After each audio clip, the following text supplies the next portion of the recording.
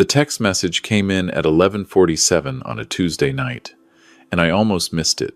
I'd fallen asleep in my recliner again, the television still on, some late-night talk show host laughing at his own joke in the background.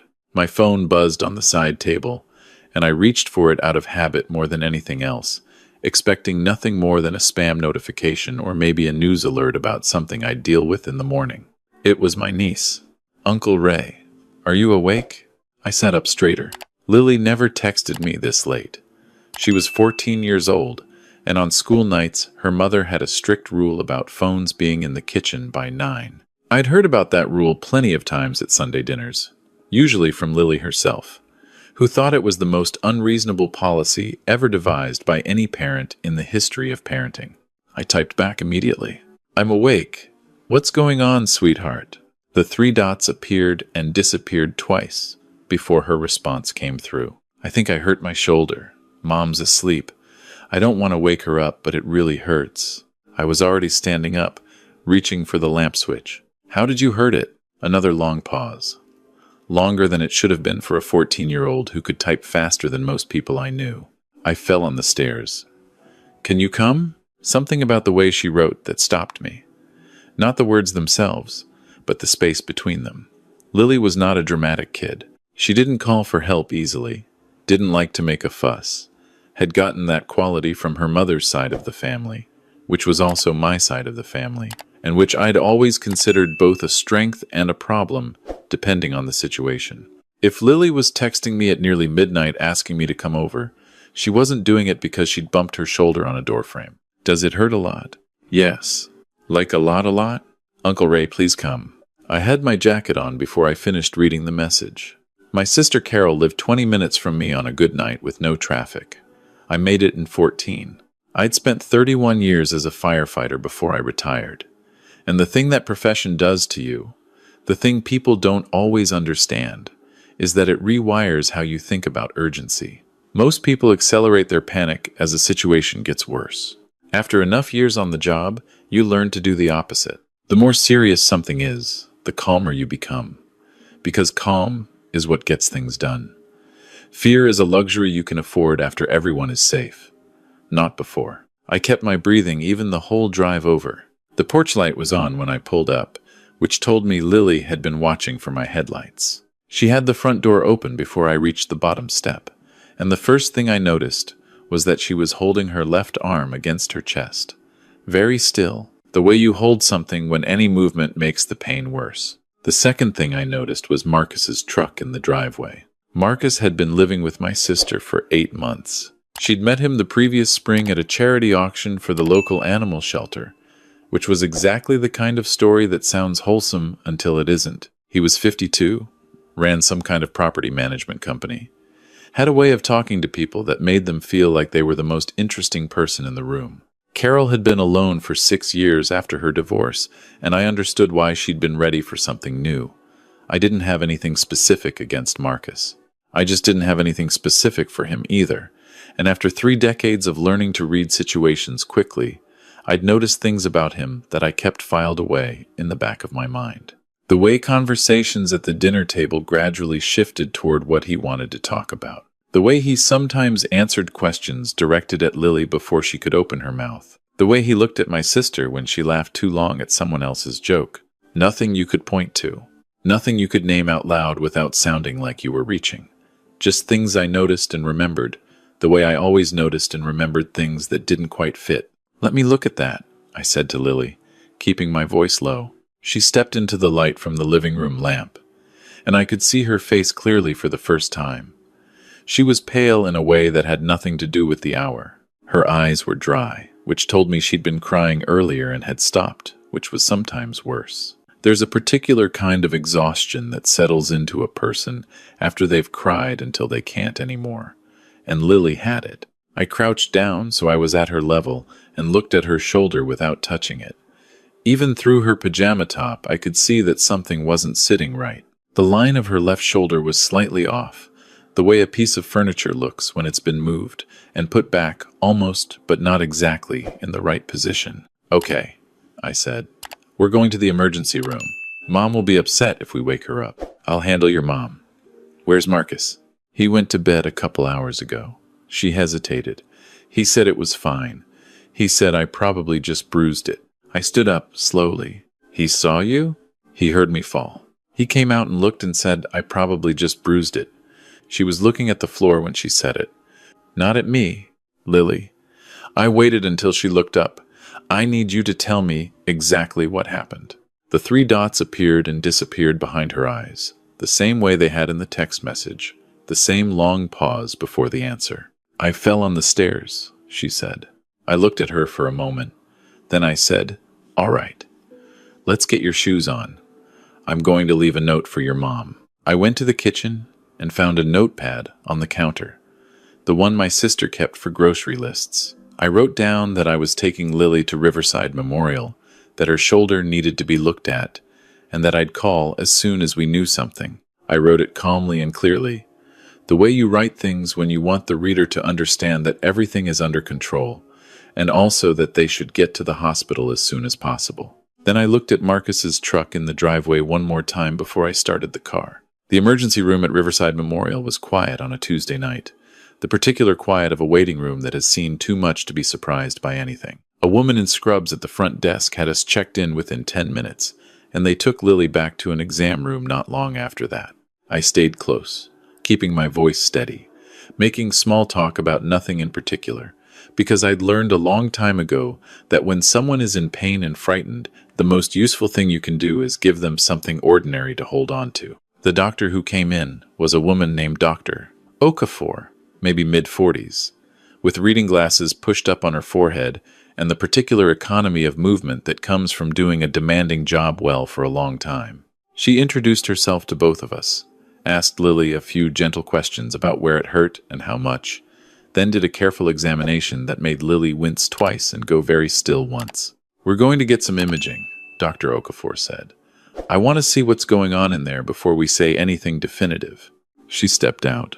Lily and I sat in the exam room, and I asked her if she wanted me to see if I could find a vending machine that had anything worth eating, and she said she wasn't hungry, and then she said, Uncle Ray, are you mad at me? Why would I be mad at you? I don't know. I feel like I'm making a big deal out of nothing. You texted me at midnight because your shoulder hurt bad enough that you couldn't sleep. That's not nothing. She looked at her hands. Marcus said I was being dramatic. I kept my face very neutral. When did he say that? When he saw me on the stairs. I was crying, and he said I needed to toughen up, that kids her age nowadays can't handle anything. She stopped. He said kids her age, like I wasn't standing right there. I let the quiet sit for a moment. Lily, I'm going to ask you something, and I need you to know that whatever you tell me, we're going to figure it out together, okay? That's not me saying something to make you feel better. That's just true. She nodded, still looking at her hands. Did you fall on the stairs? The pause this time was the longest yet. I watched her jaw tighten and then release. I watched her make some internal decision that I could see in her face even though I couldn't hear it. He pushed me, she said. She said it very quietly. The way you say something you've been holding in your chest for so long that letting it out feels dangerous, like opening a valve on a pressurized line. Marcus pushed me? We were arguing. I said something he didn't like, and he grabbed my arm, and I tried to pull away, and she stopped. He shoved me toward the stairs, and I grabbed the railing, but my shoulder hit the wall coming down. How long has he been grabbing you? She looked up at me then, and I could see the surprise in her face that I'd said it that way. Not, has this happened before, or are you sure? Just the plain assumption that this wasn't the first time, because I already knew it wasn't. A few months, she said, just grabbing, squeezing my arm when I talk back, cornering me in the kitchen when Mom's not in the room to tell me that I need to learn some respect. She pulled at the edge of the exam table paper the same way she used to pull at the hem of her shirt when she was small and anxious. Mom doesn't see it. Does she know? I told her once that he scared me. She said I needed to give him a chance, that he was still getting used to being around a teenager. She said it without bitterness, which was somehow sadder than if she'd said it with anger. I stopped telling her after that. Dr. Okafor came back in before I could say anything else. She had the imaging results on a tablet, and she pulled up the scan and turned it toward me, pointing to the area of concern with a stylus. "There's a fracture here," she said, "at the proximal humerus, the head of the upper arm bone, just below the shoulder joint." She tapped the screen. "It's a specific kind of fracture pattern, what we call a traction injury, meaning the force that caused it was pulling or twisting, rather than a direct impact." I looked at the image. "That's not consistent with falling," I said. "No," Dr. Okafor said. She said it simply, without drama, the way a professional states a fact. A fall downstairs would typically produce a different pattern entirely. Impact fractures, possibly collarbone involvement, if she reached out to catch herself. What I'm looking at here is consistent with significant force applied to the arm while it was being held or twisted. She looked at Lily then, and her voice stayed calm and matter-of-fact in the way that good doctors learn to deliver hard information. "Lily, I need to ask you directly. Did someone hurt your arm tonight?" Lily looked at me. I gave her the smallest nod. "My mom's boyfriend," she said. "He pushed me, and I was trying to get away from him." Dr. Okafor nodded as though this confirmed something she had already suspected. "Thank you for telling me. I want you to know that you did the right thing." She set the tablet down on the counter. "I'm a mandatory reporter, which means I'm legally required to contact Child Protective Services when there's evidence of injury to a minor that's inconsistent with the given explanation. That call has already been made. An investigator will be in contact, likely before morning." She looked at me. "Are you family?" "Her uncle. Her mother is on her way." "Is the individual who caused the injury in the home?" "As of an hour ago, yes." She nodded again. "I'll let the nursing staff know to flag the front desk." "Is there somewhere safe for Lily to stay tonight that isn't that address?" "With me," I said. "She's staying with me." Carol arrived 40 minutes later, still in her pajamas with a coat thrown over them, her hair not brushed, moving fast through the waiting room in that particular way that mothers move when they're terrified and trying not to show it. I intercepted her before she got to the exam room because I needed 30 seconds alone with my sister before she walked in and said something she couldn't take back. "Lily has a fracture," I said. "A traction fracture. The doctor is very clear that it did not come from falling downstairs." Carol stared at me. "What does that mean?" "It means someone grabbed her arm and twisted it. Hard." She shook her head. "She fell, Ray. Marcus said she fell. He heard the whole thing. He was there, Carol. That's not the same thing as her falling." "He would not," she stopped. Started again. "He is not that kind of person. I had known my sister for 63 years. I had watched her decide things, sometimes good things, sometimes things that cost her, and I knew the look on her face right now. It was the look of someone who understood on some level what they were being told and was choosing, for reasons that were entirely human and entirely understandable, to put that understanding somewhere they didn't have to look at it yet. "There is a Child Protective Services investigator coming to this hospital tonight," I said, keeping my voice even. "The doctor called them because she is legally required to. Lily told me what happened. Lily told the doctor what happened. Marcus pushed her. He has been grabbing her and cornering her for months, and she stopped telling you because the one time she tried, you told her to give him a chance." Carol's face went through several things in quick succession. I watched all of them. She started. "She told you he scared her. About 4 months ago, I'd guess. Maybe 5. The silence that followed told me I'd guessed right. I put my hand on my sister's arm. "Go see your daughter. She needs you to believe her right now more than she has ever needed anything from you. We can figure out everything else later." She went in. I stayed in the hallway and listened, which I'm not proud of, but I needed to know. I heard Carol's voice break almost immediately. I heard Lily start crying. The deep, uncontrolled kind that means the walls have finally come down. I heard my sister say, "I'm sorry, baby. I'm so sorry," and mean it in a way that you can't fake. The way that only sounds like that when it's real.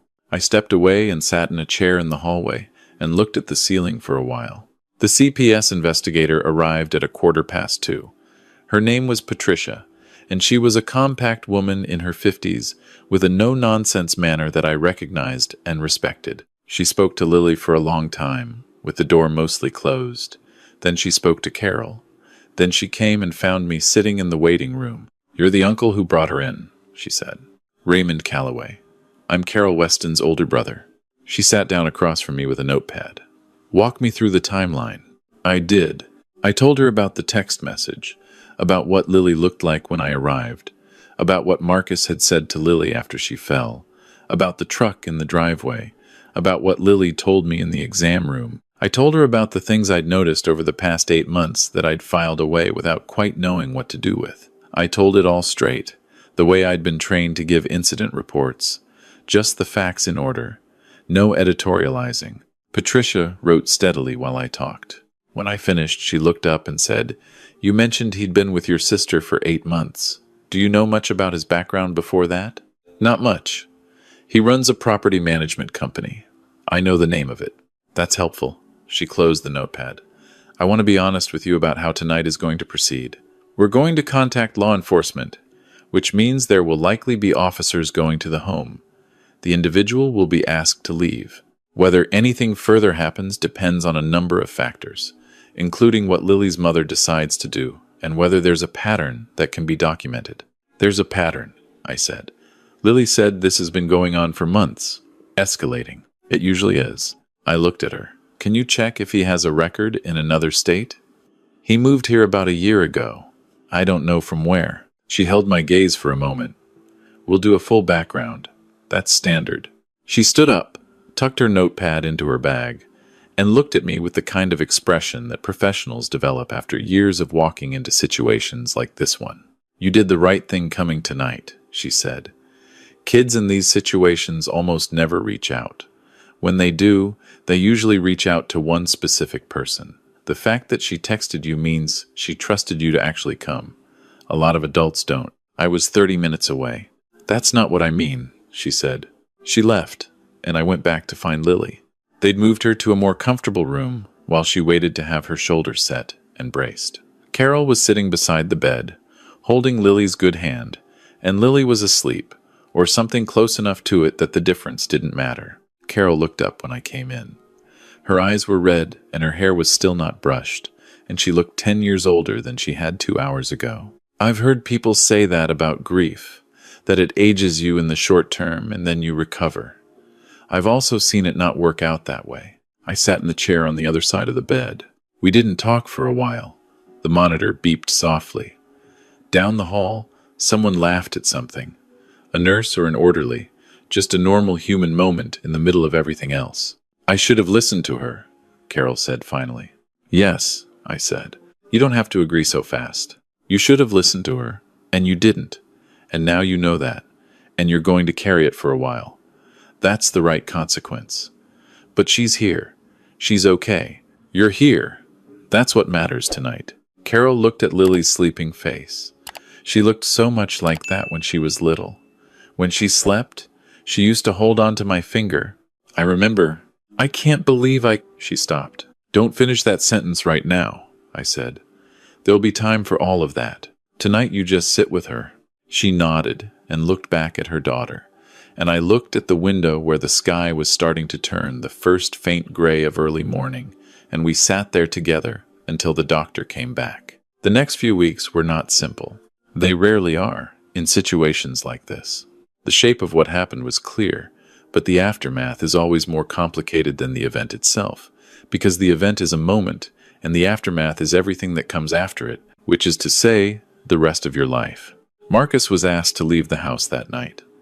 Carol didn't resist. I think some part of her had been waiting for permission to do what she should have done months ago, and the combination of a CPS investigator and a police officer at the door at 3 a.m. had made the decision simple in a way that nothing else had managed to. He left. He took his truck and his 2 suitcases, and he left. And I heard later from Carol that he texted her twice from the road saying that Lily was a troubled kid who was trying to break them up and that she needed to think carefully about who she was listening to. She didn't respond. The background check Patricia had run turned up something that I'd suspected but hadn't let myself say out loud. 4 years earlier, in Tennessee, there had been a domestic violence incident involving a woman named Sandra Briggs and her 11-year-old son. The case had been investigated but never prosecuted because Sandra had declined to cooperate. The child had been found to have bruising consistent with physical abuse. Marcus had been questioned, Nothing had been formally charged. When Patricia told me this, I sat in her office across from her desk, and I looked at the file she'd placed in front of me, and I thought about an 11-year-old boy in Tennessee who hadn't had an uncle to call. He has a pattern, I said. He does, Patricia said, which means what happened to Lily was not an accident or a one-time loss of control. It was a behavioral pattern he has engaged in before, with other families. What happens now? That depends on Lily and Carol. If Carol chooses to pursue charges, we have Lily's statement, the medical documentation, and the prior incident as context. That's a meaningful case. And if she doesn't pursue charges, then he goes somewhere else and finds another family. I thought about that for a long time after I left her office. Carol did pursue charges. It took her 2 weeks to make that decision. 2 weeks during which I knew she was turning it over in her mind in the middle of the night, weighing what she understood against what it would cost. I didn't push her. I told her once what I thought she should do, and then I let it be, because she was a grown woman, and this was her family, and ultimately, it had to be her choice, or it wouldn't hold. She called me on a Friday evening and said, "I talked to the DA's office today." "Good," I said. "They think it's worth pursuing." Between Lily's statement and the medical evidence and the prior case in Tennessee, she paused. "Ray, there's a little boy in Tennessee who never got justice." "I know. I keep thinking about him." "I know that too. I'm going to do this," she said. "For Lily, but also for him." I told her I was proud of her, and I meant it. And she made a sound that was either a laugh or a cry, and might have been both. Lily's shoulder healed over the following 2 months.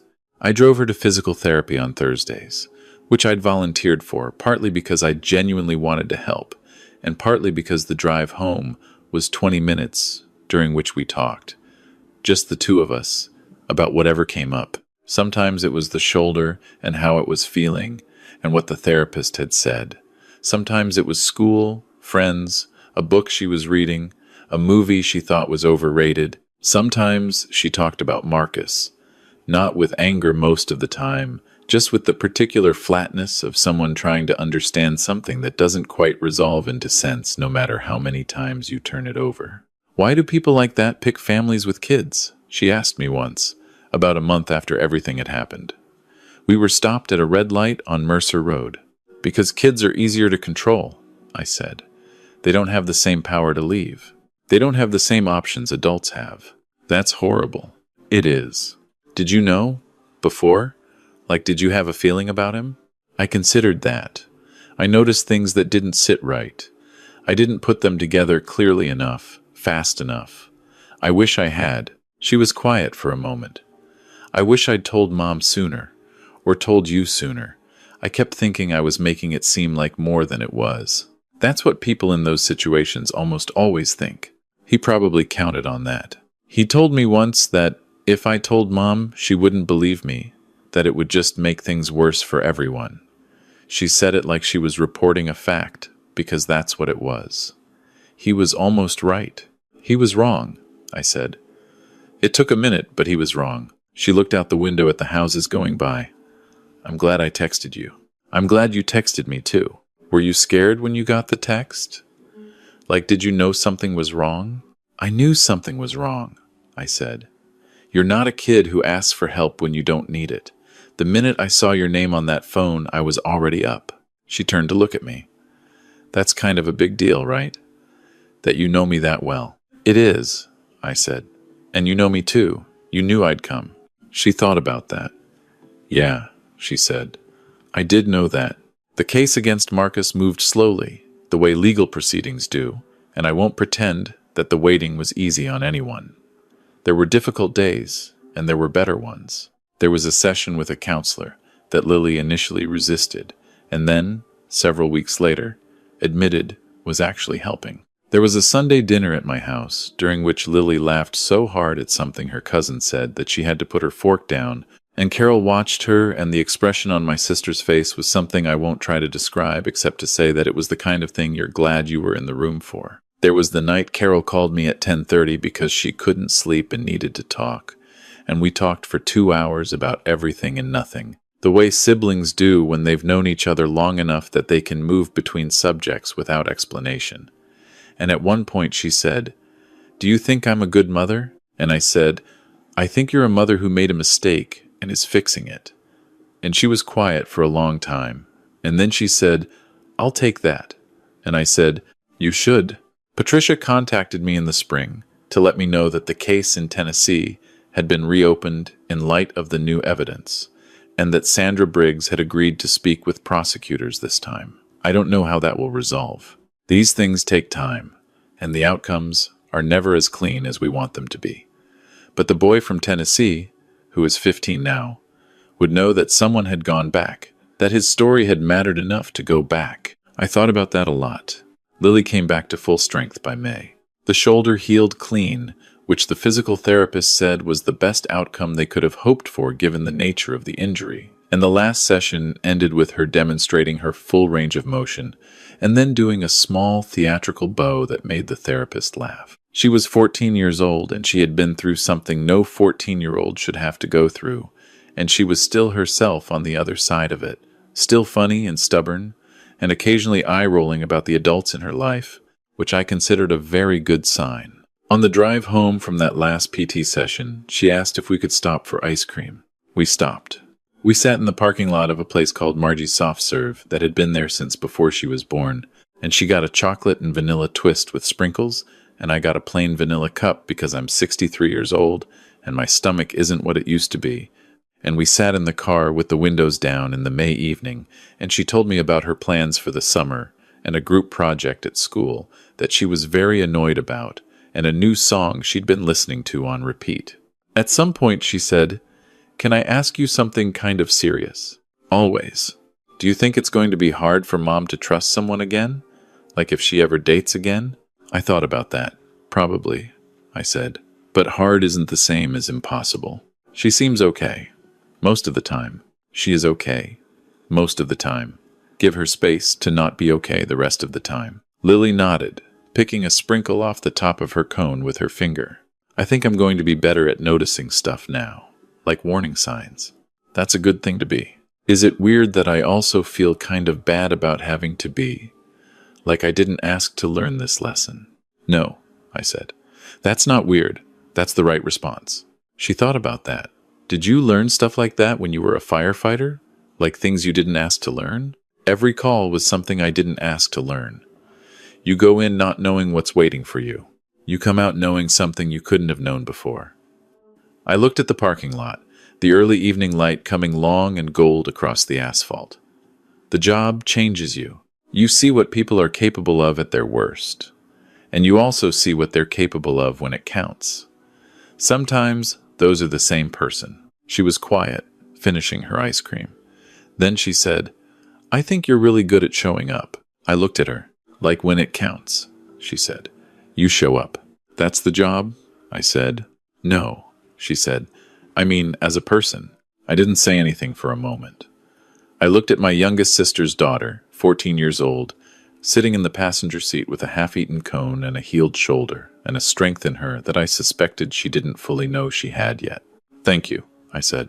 We drove home in the early evening, the windows down, the radio on low, taking the long way along the river, the way I sometimes do when there's no reason to hurry, when the evening is just good enough to stretch out a little and let it be what it is. Lily fell asleep about 10 minutes from the house, the way she used to when she was small, and we'd take long Sunday drives, her head tipped against the window, her good shoulder rising and falling in the easy rhythm of someone completely at rest. I drove the rest of the way, quietly, and pulled into the driveway, and sat for a minute before I woke her up, just sitting in the ordinary quiet of a good evening. There is a kind of emergency that announces itself loudly. You hear the call come over the radio. You see the flames from 3 blocks away. You know exactly what you're driving into and what it will require. 31 years in the fire service taught me everything about those emergencies. But there is another kind that comes in quietly, at nearly midnight, in a text message from a teenager who chose to reach out to exactly the right person at exactly the right moment. Those are the ones that don't announce themselves. Those are the ones that require you to be the kind of person someone already knows will come. I woke Lily up gently, and she blinked and looked around and said, "We're home already?" And I said yes. And she got out of the car, and we walked up to the front door of my house, where Carol was inside making dinner, and the evening was warm, and the neighborhood was quiet, and I thought about a phone buzzing on a side table on a Tuesday night, and how much everything depended on someone being awake to answer it.